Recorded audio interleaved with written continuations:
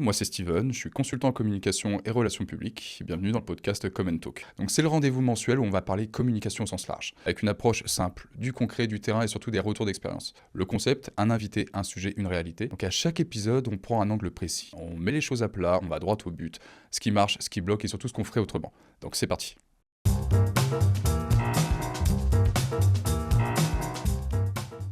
Alors pour ce nouvel épisode de Come Talk, on va parler d'une situation que les entreprises redoutent et à laquelle certaines sont confrontées à un moment ou à un autre, s'il s'agit d'une crise ou d'un bad buzz.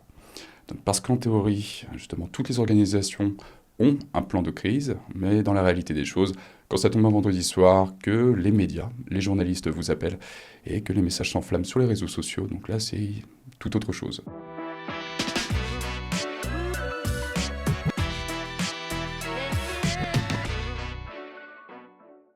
Et pour en parler, Odile Setter, qui est avec moi et qui accompagne occasionnellement des entreprises dans ces moments où chaque minute compte. Donc tu as 20 ans d'expérience, un peu plus de 20 ans, une vingtaine d'années d'expérience en tout cas en relations publiques et relations médias. Donc avec un parcours, il me semble, 100% agence. Donc, tu as fait tes armes en tout cas chez Passerelle. Passerelle Ouais, et exactement. Territoire Co par la suite, avant de créer ta propre agence. Donc oui, effectivement, il y a une dizaine d'années, j'ai repris une partie de l'agence dans laquelle j'étais salariée. Ouais. J'ai eu cette chance-là, cette opportunité-là. Donc Territoire Co est née en 2015 et c'est une agence qui est spécialisée dans relations publiques, relations médias. Et comme je suis assez persuadée qu'il est bon d'accompagner des entreprises, des acteurs du territoire quand il y a plein de belles choses à raconter. Il est absolument essentiel de les accompagner quand il y a potentiellement une problématique qui émerge. Et donc, c'est ce qu'on appelle effectivement la communication de crise, voire la communication sensible. Exactement. Et on en a fait une expertise à part entière à l'agence. Le sujet principal du podcast et l'intention que je souhaite donner à ce podcast, c'est vraiment que l'invité nous fasse part de sa réalité de terrain. On va commencer, on va rentrer dans le vif du sujet. Odile, de ton côté, comment est-ce que tu définirais en tout cas une crise ? Quels sont les 3 mots pour toi qui définissent une crise ? Les 3 mots, je dirais soudaineté. Voilà, la soudaineté, c'est quelque chose d'aigu qui arrive ou qui peut poindre, voilà, qui peut être latent, mais à un moment donné, ça émerge. Donc, il y a cette notion-là. Il y a une notion forte de réactivité nécessaire, absolument, On est d'accord. pour éviter l'emballement, voilà, en tous les cas, il y a cette notion de vitesse qui s'accélère. Et puis, bien évidemment, il y a l'image. C'est comment on préserve l'image quand on est en pleine tempête. Dans justement cette courte période ou très longue période pour certaines entreprises, qu'est-ce qui est le plus compliqué, tu dirais, à gérer en tout cas ? Est-ce que c'est plus les journalistes, les médias ? Est-ce que c'est plus le public, donc externe ? Ou est-ce que c'est plus l'équipe interne, donc l'entreprise que tu accompagnes ? Qui dit emballement dit avoir tenté de prendre au maximum de la hauteur pour prendre les bonnes décisions. Donc, pour répondre à ta question, il y a à la fois nécessité d'être réactif par rapport aux journalistes, aux demandes, parce qu'elles peuvent arriver simultanément, elles peuvent arriver de manière soudaine, bien évidemment, et il faut pouvoir répondre à l'ensemble des besoins. Il y a la pression, forcément exercée, et notamment potentiellement par les clients. Donc l'emballement, en fait, c'est souvent ce qui arrive. La réponse, c'est garder son sang-froid pour pouvoir répondre aux besoins et prioriser, véritablement. Alors, on va revenir quelques années en arrière, parce que je pense que c'est toujours important de resituer un petit peu notre moment découverte de nos métiers. Quelle a été pour toi ta première grosse crise ? Celle qui t'a marqué, celle où tu as été jeté dans le bain directement. Est-ce que tu t'en rappelles et qu'est-ce que tu peux me dire par rapport à ça ? Elle a été extrêmement marquante parce qu'elle était effectivement violente, tous les sens du terme. Violente parce que c'était le début de ma carrière professionnelle. Ça faisait quelques années que je travaillais. Je crois qu'on était dans la 2e année, véritablement. Violente parce qu'il s'agissait d'un décès, d'un meurtre. En fait, on travaillait déjà, c'est toujours un client de l'agence, pour une grande enseigne de grande distribution. Une salariée a été tuée à bout portant par son conjoint qui est venu en pleine journée pendant l'ouverture du magasin. l'assassiner devant du public, devant les collaborateurs. Et ça a été extrêmement violent, forcément. C'est un fait divers atroce. On les accompagnait depuis un petit moment, à la fois sur des relations presse proactives.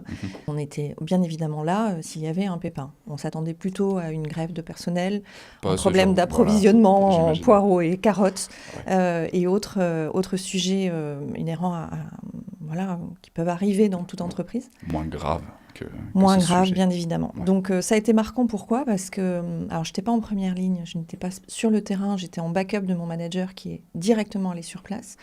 On était, il y a une quinzaine d'années, presque 20 ans, à l'ère des non-réseaux sociaux. C'est ça. Donc, cet emballement, en fait, moi, je l'ai vécu déjà parce que une douzaine de journalistes sont arrivés sur place en quelques minutes. Ils ont été prévenus, etc. De réseaux sociaux. Il n'y avait pas de réseaux sociaux à l'époque, mais l'immédiateté était déjà là. Oui.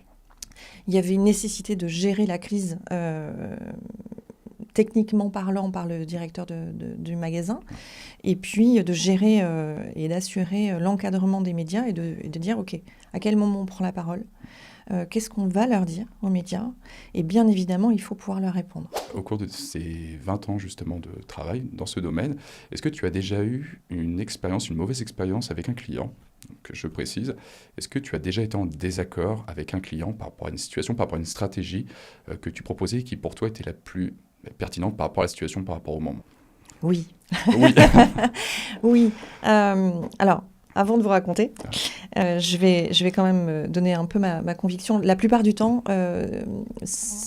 quand une situation est sensible, quand une situation de crise peut advenir, on imagine différents scénarios par rapport en réponse, en fait. Médiatiquement parlant, qu'est-ce qu'on va pouvoir déployer ? Et l'idée, c'est de trouver la bonne solution en collaboration avec notre client. Nous avons des préconisations, nous avons un retour d'expérience qu'on met à disposition de notre client. On sait comment les médias peuvent appréhender un sujet, quelles sont les questions qu'ils peuvent poser. Bref, on détient un certain nombre d'informations et de compétences qu'on met à disposition. Maintenant, le client a sa propre vision des choses et nous apporte des éléments de contexte, de souhait, d'intime conviction qu'il faut pouvoir mettre en face de notre recommandation. Donc, en règle générale, on imagine des hypothèses de réponse et on tombe d'accord. Parfois, ça ne se passe pas tout à fait comme ça. Donc oui, j'ai eu une expérience marquante là aussi. Une situation de crise. On est en cellule de crise. On y reviendra peut-être sur ce que c'est. On est dans le bureau du grand patron, d'une grosse structure. On a une dizaine de personnes avec nous. Tout le monde se tait. Il n'y a que le grand patron qui parle. Et face à la situation, il ne me demande pas ce que je préconise, il me dit ce qu'il faut faire. Et donc, il détaille... On va faire comme ci, on va faire comme ça, on va leur dire ça, on va convoquer les journalistes demain, à telle heure, etc. etc. Je prends une grande respiration. Et devant toutes ces personnes qui attendent finalement mon affirmation par rapport à ce qui a été proposé, je prends cette grande respiration et je lui dis, je ne suis pas d'accord avec vous. Pour telle raison, cela ne me semble pas, alors je n'ai pas dit pertinent, mais favorable et adapté à la situation, et je pense que c'est préjudiciable pour votre image. Surtout ça. En revanche, moi j'ai plutôt en tête ça, et je décline. Et là, un grand blanc. Plus personne ne parle. Suspense. Ouais. Tout le monde devait se regarder, j'imagine. Tout le monde réfléchit, tout le monde se demande ce qui va se passer, et moi la première, parce que je me dis, clairement, je peux passer la porte dans quelques secondes, on peut me congédier, parce que je n'ai pas été d'accord et je n'ai pas dit amen à ce que le grand patron préconisait. Ça a été tout le contraire. Il m'a regardé droit dans les yeux et il m'a dit « Ok, on va faire comme ça. » Jackpot. Oui. Alors, deuxième pression qui arrive, c'est il faut que ça fonctionne. Oui, surtout. Voilà. Et je me souviens effectivement que c'était ça passe ou ça casse. Pour autant, j'étais... assez convaincue de ce que j'avançais. Si je passais la porte, si je partais, eh bien, c'était pas grave. Ouais. Au moins, j'étais droit dans mes bottes. Exactement, c'est important.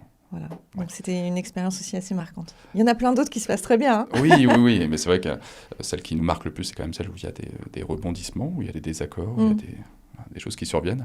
Donc c'est très important, je pense, d'en parler aussi, parce que tout n'est pas toujours rose, et surtout dans la communication de crise. Et quand une organisation, une entreprise t'appelle et te dit Odile, ok, là on a le bateau qui prend l'eau, il y a le feu.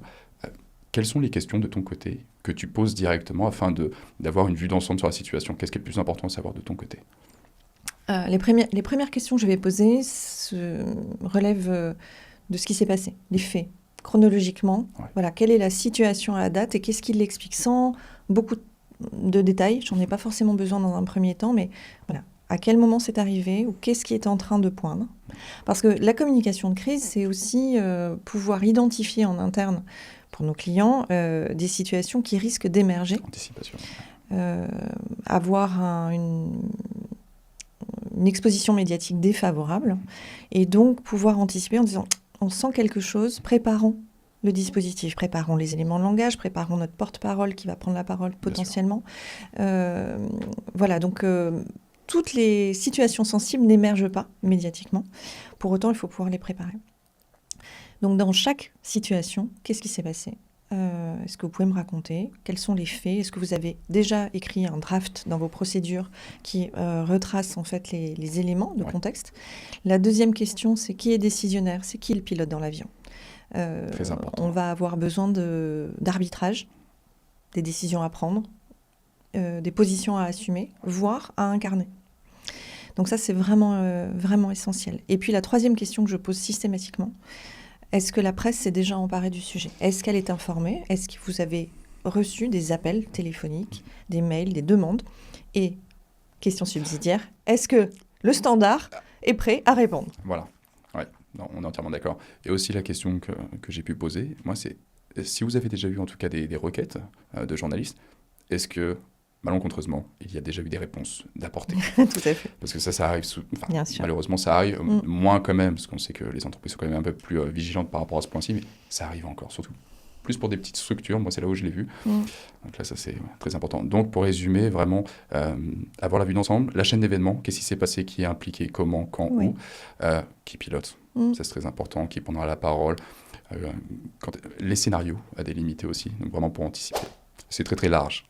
Mais pour toi, là, directement, si je te dis les choses à éviter pour une entreprise, pour justement un porte-parole, peu importe, par rapport à la situation de crise, quelles sont les erreurs qui t'arrivent, qui te viennent directement en tête? L'erreur...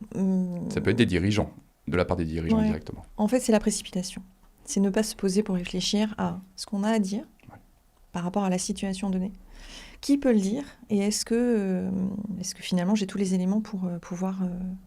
expliquer, faire un état de notre position, nous, en tant que structure, face à une situation. Donc la précipitation, c'est l'erreur. Trop se justifier, c'est une erreur. On doit pouvoir apporter des éléments de réponse, de contexte, expliquer la situation, en partie, mais ne pas développer beaucoup plus. Ne pas trop s'avancer. Ne pas s'avancer et surtout, effectivement, ne pas sortir de son périmètre de responsabilité. J'ai déjà vu des interlocuteurs me dire oui, mais il faut leur dire aux médias que c'est pas notre faute, c'est celle du voisin. Voilà, ça c'est aussi une erreur. C'est-à-dire à un moment donné, c'est délimiter son périmètre de responsabilité. Ça c'est toujours extrêmement important. Et ne pas s'engager sur des sujets qu'on ne maîtrise pas. Justement, par rapport à ce que tu dis, je fais lien avec une expérience passée que j'ai pu avoir. Voilà, je m'occupais des relations presse et des relations publiques pour un territoire, justement fédéral, donc à l'étranger, bien sûr. Et il y avait plusieurs entreprises sur ce territoire, etc. Donc il y a eu un incident. Et c'est vrai que la grosse erreur qu'il peut y avoir aussi, c'est quand il y a des responsabilités qui sont partagées, ça va être justement de, pas de jeter la faute, mais d'impliquer aussi une autre société. Ça, c'est une grosse erreur, je veux dire, que j'ai pu constater, qui ne pardonne pas, surtout pour l'entreprise qui a l'initiative de ce message. Un point commun avec la gestion des médias en temps de crise, c'est le dialogue, c'est comment on se coordonne quand on est plusieurs dans la responsabilité.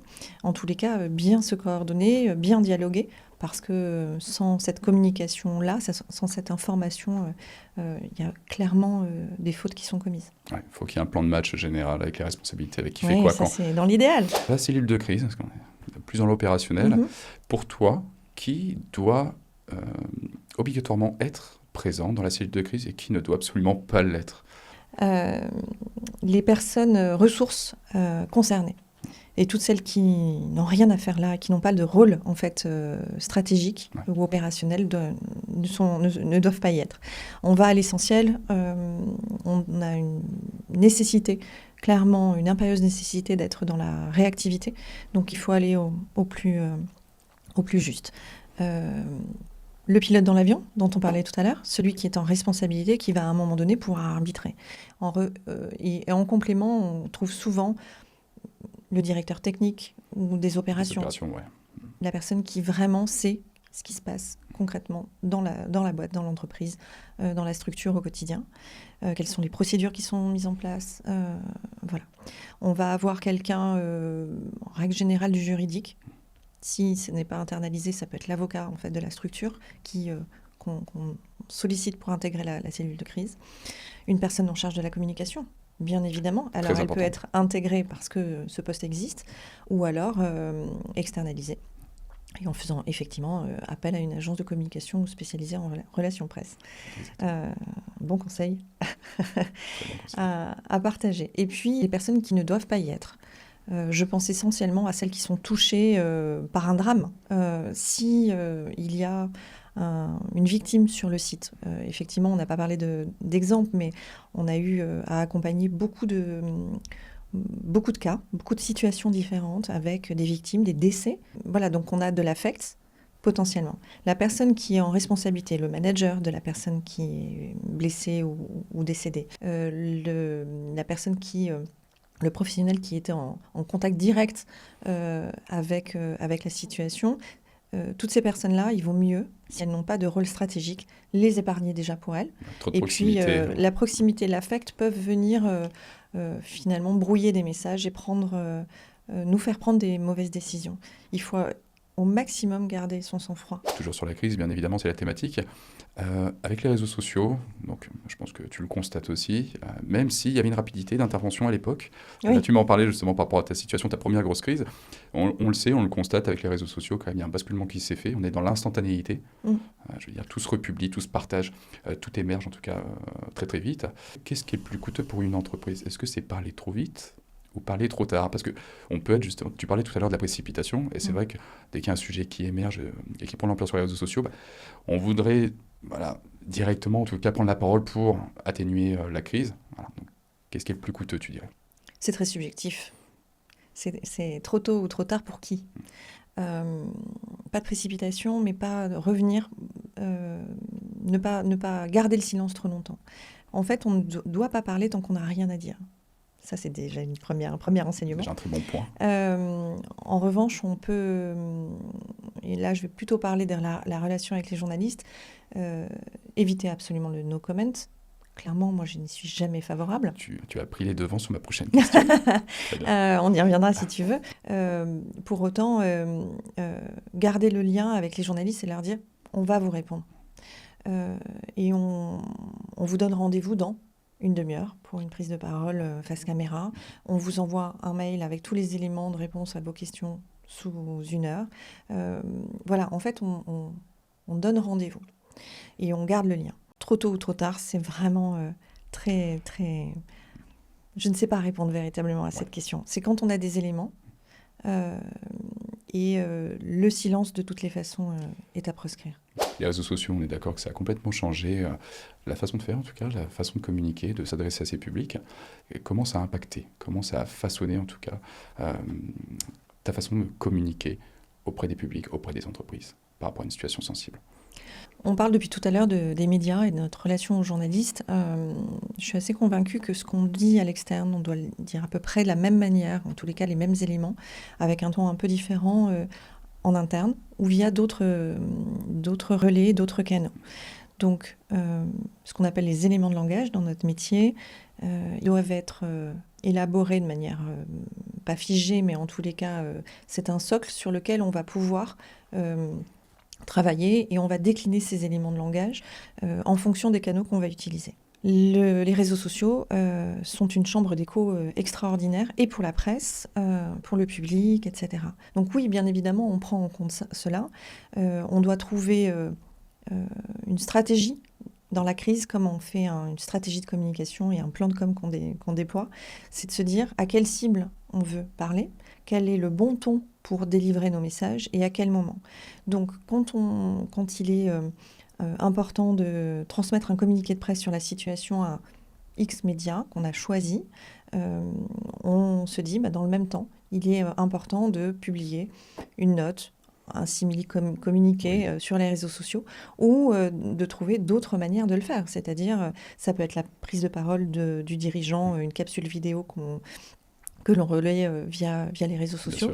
Bref, il y a plein, en fait, de manières de faire. L'idée, c'est de se dire, est-ce que les différents publics auxquels je dois m'adresser sont informés sur l'incident, sur la situation, sur l'action qui est menée par l'entreprise, parce qu'on parle de réaction, mais qu'est-ce que met en place l'entreprise pour corriger, accompagner, voir plus loin. Exactement, le concret. Exactement, le concret, la responsabilité, et puis on est là dans la place, et on affronte, et on poursuit, en fait. Il y a une nécessité, véritablement, d'apporter de la continuité. Côté gestion de crise, donc là, plus a posteriori, est-ce que tu as en tête une entreprise qui a fait pas un mea culpa en tout cas, mais qui a fait une prise de parole que tu juges en tout cas exemplaire ou vraiment pertinente, alors que le sujet était quand même très très grave, et peut-être que sa responsabilité était quand même assez conséquente. Il y a beaucoup de situations qu'on peut analyser effectivement a posteriori. J'aurais fait comme ci, j'aurais fait comme ça. Il y en a assez peu sur lesquels on se dit « Waouh, ils ont vraiment bien joué la partition ». Il y en a une qui me revient en tête, alors elle date un peu, pardon. Ouais. On est en 2013, en plein mois de juillet, et en fait il y a un accident de train à Brétigny-sur-Orge, donc là, un train déraille. Il y a 7 morts. Et en pleine gare, bref, pas loin de la gare, pas loin de la gare, et donc il y a des décès, etc. Forcément, médiatiquement, c'est extrêmement vite, c'est très très vite exposé, partagé. Ce qui m'a assez interpellée, il y a 3 choses. La première, c'est que le président de la SNCF, à l'époque Guillaume Pépi, qui était un très très bon orateur, qu'il doit l'être toujours d'ailleurs, vient sur place, en 2 heures il est là, et il prend la parole. Il y a une sincérité qui transpire dans sa prise de parole. À la fois, il donne des éléments assez naturellement de responsabilité.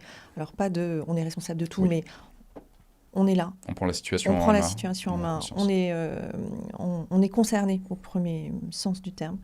Il y a une émotion qui est palpable, qui se voit, qui est visible. Il faut savoir quand même que le non-verbal représente, je crois, 83% de ce qu'on communique. Il y a les mots, mais il y a aussi la manière de le dire.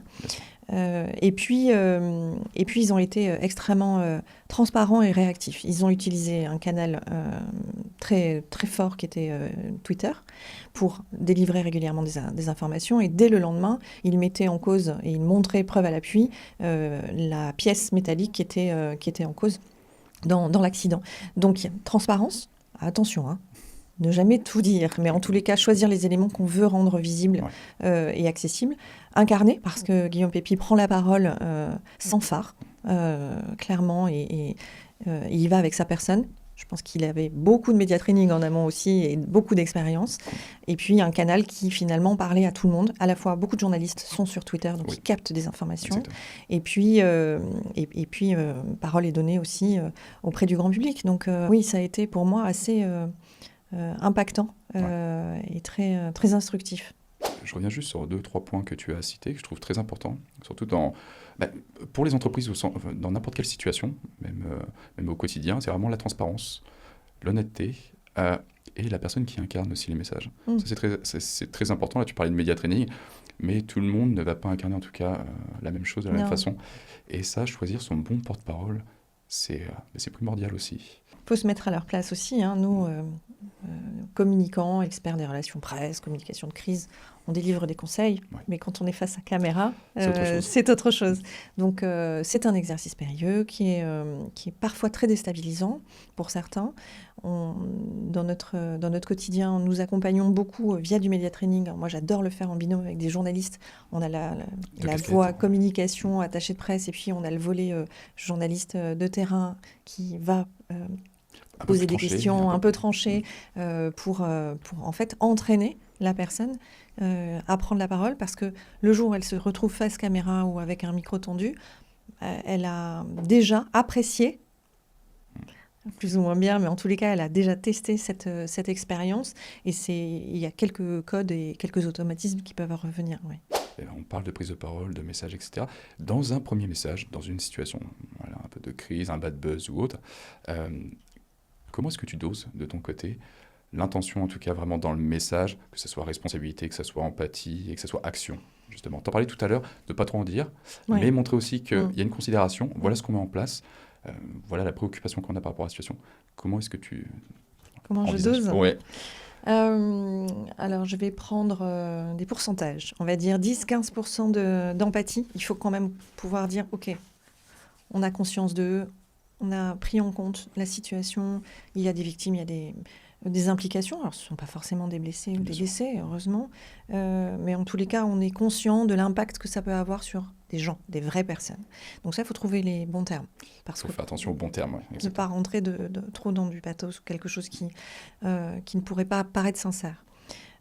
Ensuite, il y a une jolie dose de 30-40% de responsabilité.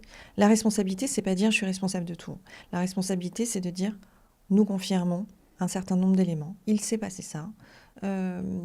Voilà les incidences. Voilà comment nous, on considère qu'on est associé, concerné par le sujet. Et ensuite, c'est extrêmement important, c'est l'action. Quelles sont les mesures que nous avons prises?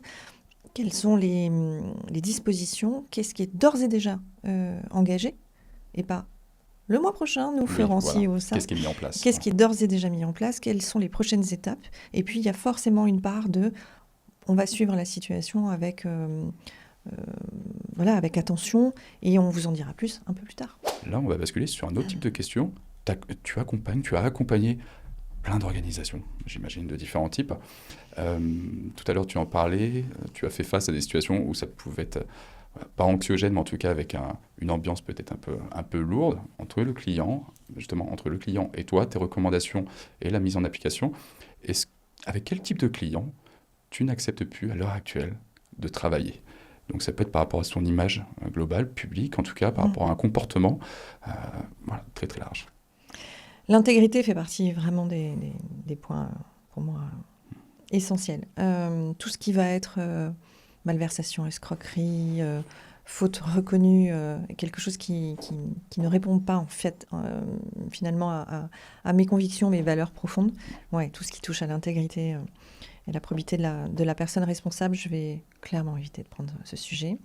Et puis, quand il y a un deuxième cas de figure qu'on ne va pas forcément accompagner, c'est ceux qui viennent nous chercher un peu en mode pompier. Alors, on a déjà communiqué, les articles ne sont pas bons à notre goût. Ouais. Merci de bien vouloir rectifier le tir. Donc, en fait, une fois que les choses sont lancées, nous, on ne peut plus intervenir. Ouais. C'est très compliqué, en fait, de rattraper une situation. Voilà, c'est pas que... Enfin, en tous les cas, c'est pas confortable pour nous. On ne peut pas délivrer tout ce qu'on a à délivrer pour un client. Et en général, le résultat n'est jamais bon. Oui. Donc, je crois qu'on n'a pas grand-chose à gagner à accompagner une structure qui a voulu faire à sa façon. Enfin, voilà. Donc, en règle générale, on ne prend pas. Et après, il y a un troisième cas de figure, des activités, des entreprises, des structures qui sont sur des thématiques dans des secteurs d'activité qui ne... Tu ne te sens pas aligné, en tout cas, avec leurs valeurs. On ne se sent pas aligné. Voilà. Après, ça va être très... comment dire Peut-être des secteurs où il y a des polémiques par rapport à l'humain, le travail, etc. Enfin, oui, on retrouve toujours plus ou moins les mêmes secteurs qu'on ne souhaite pas forcément accompagner, tout ce qui est tabac, armes, pétrole, etc. Même si, dans une autre vie, j'ai pu accompagner des pétroliers. Voilà. Comment est-ce que tu gères de ton côté, quand tu accompagnes des organisations, cette dimension de stress ? Donc que ça soit de ton côté, déjà toi, parce que quand on est communicant, il faut se gérer aussi. Les situations peuvent être quand même assez tumultueuses, mais aussi gérer les équipes internes, la direction justement qui te contacte, que tu dois accompagner. Comment est-ce que tu gères ça ? Mon stress, on va dire mon adrénaline, parce que c'est pas tellement du stress, mais effectivement, il y a une montée d'adrénaline chez moi dès que le téléphone... sonne pour me partager une situation très sensible. Je vais le gérer plutôt bien et je passe vraiment en mode pro. Donc à ce moment-là, je m'intéresse tout de suite à ce qui se passe du côté du client. Quand le stress monte de leur côté, moi, mon rôle, notre rôle à l'agence, parce que je ne suis pas toute seule à faire la crise, C'est vraiment de repartir sur des éléments très pratico-pratiques et de méthodo. Donc, voilà ce qui va se passer, voilà les étapes que je vous propose. On va créer la structure, la cellule de crise, après avoir demandé, bien évidemment, quelle était la situation. Je recommande et je suis tout de suite en mode très opérationnel. Ça rassure parce qu'en fait, mes interlocuteurs, en général, Ils se disent, elle sait gérer cette situation, elle sait elle gérer cette m'accompagne. Ouais. situation et là aussi, je donne mon périmètre de responsabilité. Appeler les pompiers parce qu'il y a le feu qui continue voilà, à se déployer, c'est votre job. Moi, mon job, c'est de vous accompagner sur la partie communication interne, pourquoi pas, externe et relation avec la presse. Donc, des étapes. Je leur dis précisément comment ça va se passer, ce qu'il faut mettre en place. À partir du moment où une situation se déclenche, ils ont toujours un certain nombre de prérogatives, de responsabilités qu'ils doivent continuer à assumer. Donc ça, on détermine le qui fait quoi. Et puis ensuite, c'est leur dire, voilà, moi, mon job, je vais vous décharger de ça, ça et ça. Il y a une défiance vis-à-vis des médias, en règle générale, surtout quand il y a une situation de crise. Donc leur expliquer qu'ils ne vont pas forcément devoir prendre la parole tout de suite. Que tu gères cette partie. Que cette partie, je vais pouvoir la gérer et que je vais les conseiller et être là, leur tenir la main. C'est ça, littéralement. Au quotidien. Ça a vocation effectivement à les rassurer et à les mettre dans la bonne configuration pour qu'on puisse bien travailler ensemble. Si tu avais une ressource à conseiller, donc très rapidement, une ressource pour les entreprises, donc en termes de gestion de crise ou un conseil ou une ressource pour les communicants, justement, en communication sensible. En fait, ça va être la même pour les deux. Ah, encore mieux. Et je ne vais pas vous embarquer dans des bouquins et des lectures, forcément. En fait, c'est de regarder ce qui se fait ailleurs. Et ce qui se fait ailleurs, c'est consommer du média. Et se poser la question, quand il y a une situation effectivement sensible, comment le média traite le sujet et comment se débrouille, quels sont les éléments de contenu, qui incarne la position de l'entreprise. En fait, c'est d'avoir une analyse critique, donc à la fois une curiosité. Ok, je sors de ma boîte, je suis chef d'entreprise, je suis directrice de la communication, voilà. Je regarde aussi comment se débrouillent mes concurrents, mes confrères, mes consoeurs, dans d'autres secteurs d'activité. Toujours hyper important d'aller voir comment en fait les crises sont gérées ailleurs pour avoir ce sens de l'analyse et se dire, ok, dans cette situation, est-ce que j'aurais fait les choses de la même manière ? Comment je reçois, comment je perçois moi en tant que... Et je le fais régulièrement. Je suis devant ma télé, je regarde les infos et j'essaie d'analyser ce que ça dit sur moi, de ce que ça dit de moi, une situation. Et en fait, c'est le meilleur exercice. J'espère que tout le monde a noté, en tout cas pour ce petit conseil qui est très important. Odile, c'était un plaisir de te recevoir aujourd'hui. Donc on en a appris beaucoup sur la communication de crise, un peu plus stratégique, un peu plus opérationnelle, la relation avec les médias, mais aussi la relation avec les clients qui nous appellent justement pour gérer ces situations. Donc en tout cas, n'hésitez pas, si vous avez besoin de conseils, vous pouvez contacter Odile directement. Donc vous pouvez la retrouver sur LinkedIn principalement ou sur son site internet donc de Cetera & Co, son agence. Merci Odile. Merci Steven, c'était un plaisir. J'espère que cet épisode de Comment Talk vous a plu. Si c'est le cas, n'hésitez pas à vous abonner, laisser une note ou même un commentaire et surtout partagez-le. Donc à très vite pour le prochain épisode.